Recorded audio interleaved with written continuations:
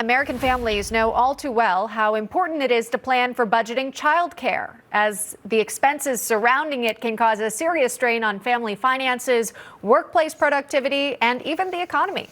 Yeah, and for those with young children, childcare has become unaffordable and sometimes even hard to find. But bipartisan legislation being introduced this week aims to change just that. Our next guest is Alabama Senator Katie Britt, co-sponsoring this pro-family legislation to help ensure parents can have both a family and a career. Senator, good to see you. Thanks for coming on. This one hits home with me. I have a 7-month-old at home. And let me tell you, in New York City, the average for daycare is between $3,000 and $4,000 a month. And rent is, on average, $5,000 a month. I mean, it is almost unaffordable to have a child these days. Talk to us about the purpose of this bill. Absolutely. Well, I think you just nailed it. I myself had a family member that lived in that area and ultimately had to make a decision about whether to go to work or obviously be able to send your child there to have childcare. And so we know that's a decision too many parents are having to make. Look, if you have the ability and want the ability to stay home, I want that for you. But if you want to re-enter the workforce and the affordability or accessibility of childcare is an impediment, I think we owe it to try to figure out a path to remove those obstacles. And that's exactly what this bill does. Look, we saw America speak loud and clear on November 5th. There is no doubt that the Republican Party is the party of parents. We are the party of families, and we are the party of hard-working Americans. When we look at President Trump's vision of building back America, you have to have a workforce to build it back. So what this does, it goes directly to the heart of the issue. It puts parents back in the driver's seat, allowing them to make a decision. It makes sure that we decouple things so that we can encourage businesses to be involved in this as well. And ultimately, it will incentivize greater participation from whether it's a large manufacturer or a small business to make sure that workers can come in, they can afford the child care in front of them, and that they have high quality child care accessible to them right there at their fingertips. Yeah, as Sean was alluding to, Senator, this is an urgent need for families. We wanted to expand it beyond just New York City. We understand their varying costs. According to Care.com's 2024 cost of care report, on average, 1 year of daycare costs more than $16,000. It's up 13% since 2022.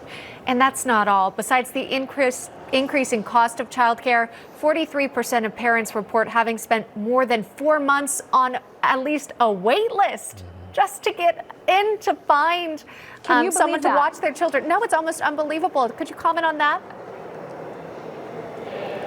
Absolutely. Well, first off, that's a reason that this is a passion for me. When I came to the United States Senate, I said I am a mama on a mission.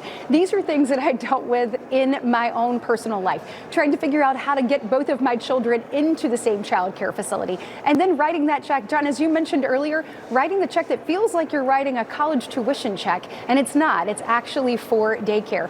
We've got to figure out how to tackle this. I mean, our economy loses about $122 billion a year because of this issue, accessibility and affordability of childcare. We've got to figure out how to reinvigorate this, how to allow parents to have choices, how to drive down cost, and at the same time, we're driving up optionality. And so you have hit exactly on why we're doing this and why it is so important. I am proud to have bipartisan partnership in this and believe that this is something we've got to continue to move forward. We've got to make sure that we're targeted as we talk about waste, fraud, and abuse. And we look at making sure that, every dollar matters and what we're doing is achieving a goal. That's what this bill does. It makes sure that parents have the opportunity to make these decisions, that we're encouraging businesses, both small and large, to participate in the process, and that we're ultimately helping President Trump achieve his vision of building back America, not tomorrow, but today, and helping parents be a part of that. Yeah, absolutely. Great mission, mom on a mission here. I wanted to ask you really quickly, if we could, you talked about waste, fraud, and abuse, the highlights of DOGE and the purpose of DOGE. Recently, though, an email was sent out to federal workers essentially saying, tell us what you did this week. Respond to this email.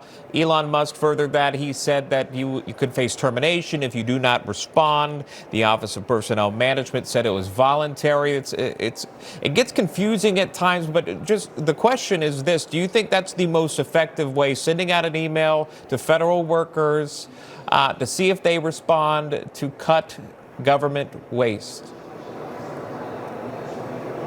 Look, we have to have an all-encompassing approach when it comes to cutting government waste. If you look at where we are right now, we are $36 trillion in debt.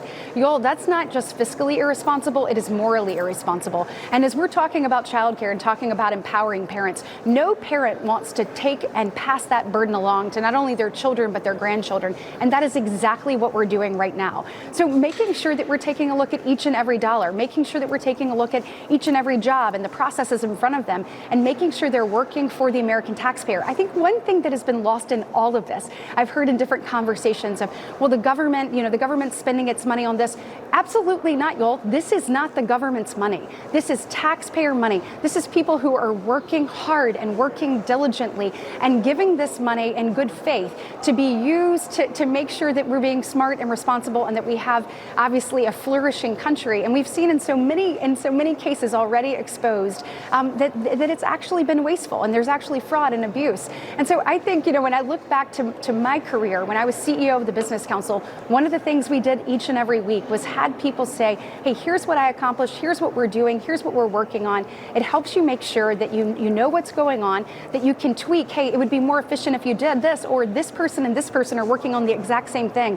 Let's collaborate, let's make that dollar go further, let's be efficient. And I think that we're gonna have a different approach, many different approaches to actually achieve the goal of driving down waste, fraud, and abuse. And I think you'll see many of them moving forward in the next couple of weeks. Yeah, and perhaps even some of that money uncovered by DOJ could be reallocated to American families who want to support each other.